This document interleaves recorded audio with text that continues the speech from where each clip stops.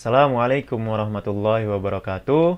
Perkenalkan, nama saya Muhammad Irza Ardana dengan NIM 15026260078. Pada kesempatan kali ini, insya Allah saya akan menjelaskan tentang pendidikan yang sesuai dengan karakter bangsa, yang di dalamnya terdapat materi-materi yang sudah saya pelajari pada mata kuliah landasan ilmu pendidikan, yaitu di dalamnya terdapat sistem pendidikan di Indonesia, tujuan dan fungsi pendidikan di Indonesia, lalu ada komponen-komponen pendidikan di Indonesia, dan yang lainnya. Yang pertama, perlu diketahui bahwa tujuan pendidikan yang dituangkan dalam Undang-Undang Nomor 20 Tahun 2003 tentang Sistem Pendidikan Nasional, bahwa pendidikan nasional bertujuan untuk mengembangkan potensi peserta didik agar menjadi manusia yang beriman dan bertakwa kepada Tuhan Yang Maha Esa, berakhlak mulia, sehat, berilmu, cakap, kreatif, mandiri, dan menjadi warga negara yang demokratis serta bertanggung jawab. Sudah jelas bahwa tujuan pendidikan menduduki posisi penting di antara komponen-komponen pendidikan lainnya, sehingga komponen dari seluruh kegiatan pendidikan semata-mata ditujukan untuk pencapaian tujuan pendidikan tersebut.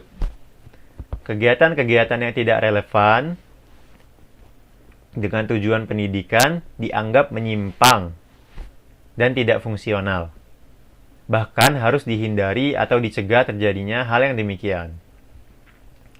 Tujuan dan fungsi utama pendidikan yaitu menjadikan manusia yang beriman, cerdas, dan kompetitif.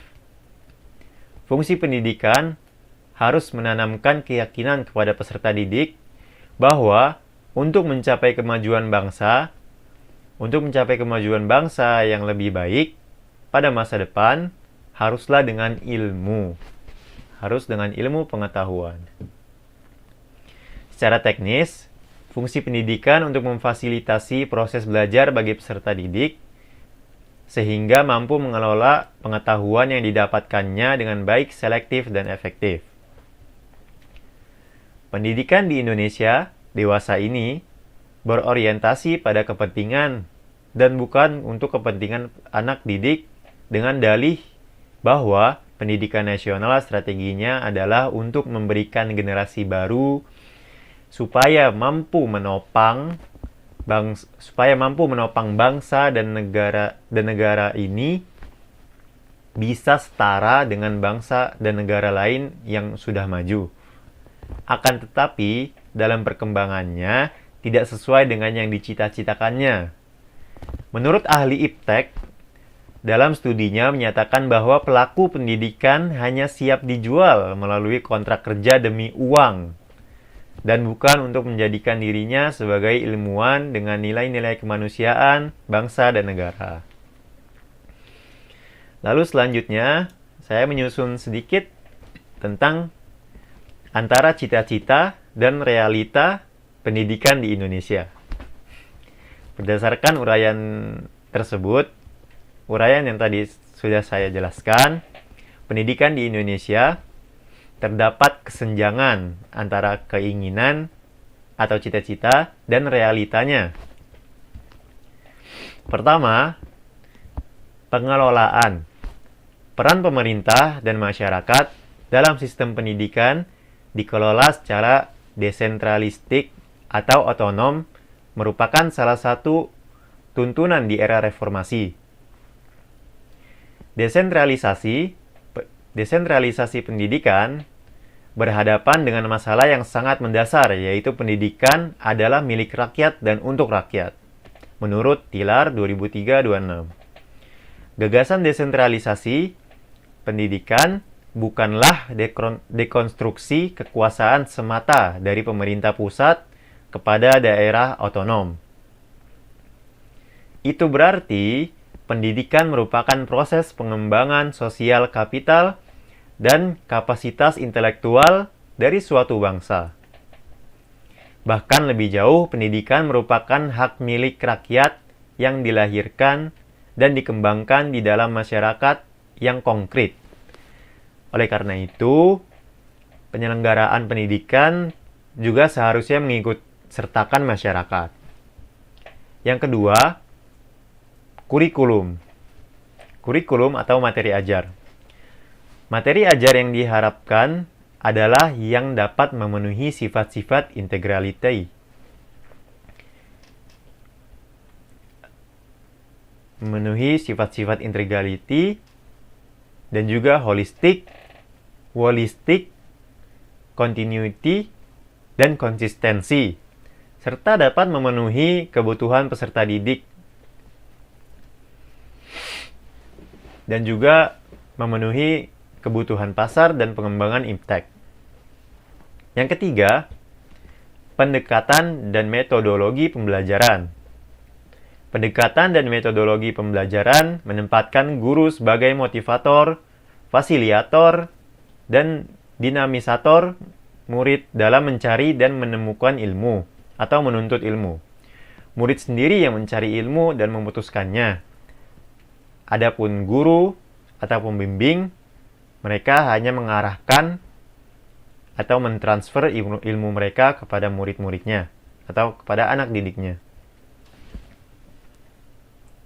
Yang keempat, sumber daya manusia dalam pendidikan, yaitu seorang pendidik, baik guru, karyawan, dan yang lainnya. Sebagai guru dan karyawan, disebut juga tenaga kependidikan, hendaknya profesional. Yang dimaksud adalah agar mampu mengembangkan kreativitas, inovasi, dan dedikasi baik bagi pendidik sendiri maupun kepada tenaga pendidikan. Di samping itu, guru atau tenaga kependidikan juga dapat mengembangkan metodologi belajar dan bukan hanya produk belajar. Yang kelima, dana dan lingkungan sekolah. Dana diperlukan hendaknya mencukupi untuk proses belajar dan mengajar, atau memadai kebutuhan pendidikan yang diperlukan, dan dalam penggunaannya jelas ataupun transparan, sehingga akan efektif dan efisien. Lalu yang terakhir, yang keenam, evaluasi diri dan akreditasi. Akreditasi hendaknya dapat dilakukan oleh banyak lembaga secara independen atau otonom, baik oleh pemerintah maupun ikatan profesi atau asosiasi ahli menurut bidang-bidang keahlian. Komponen akreditasi meliputi seluruh syarat-syarat pendidik bermutu, kecuali evaluasi diri kita sendiri. Dengan arah penilaian dan penetaan standar yang berbeda, yaitu patokan benchmarking terus berubah dan berkembang sesuai dengan tuntutan mutu yang terus berkembang dan terus berasumsi atau teori pendidikan yang digunakan. Demikian yang dapat saya sampaikan, yaitu tentang pendidikan yang sesuai dengan karakter bangsa dan juga sedikit tentang cita-cita dan realita pendidikan di Indonesia.